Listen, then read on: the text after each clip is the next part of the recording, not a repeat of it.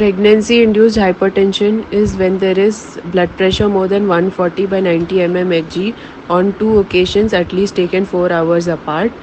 We have something called preeclampsia where there is hypertension associated with proteinuria with or without end organ damage.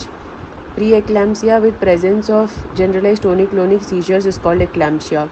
Management of pregnancy-induced hypertension, the step 1 is termination of pregnancy. This has to be immediate in case of eclampsia and HELP syndrome.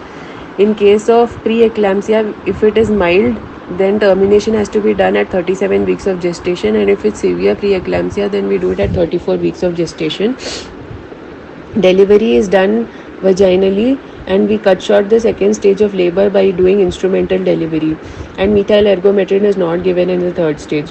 Second step in management is to administer antihypertensives. That is, the drug of choice would be labetalol. Maximum dose of labetalol that can be given is around 220 mg.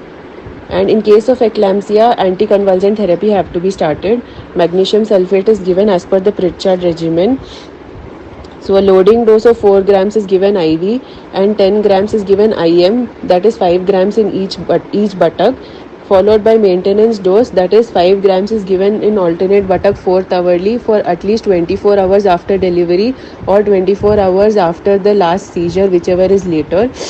Before each maintenance dose, we have to check for presence of patellar reflex, urine output more than 30 ml per hour, respiratory rate more than 12 and saturation more than 96. If any of these is absent, then maintenance dose should not be given. This is done because magnesium sulfate has a very low therapeutic index, and very high likelihood of toxicity is present. If there is toxicity, then the antidote is calcium gluconate.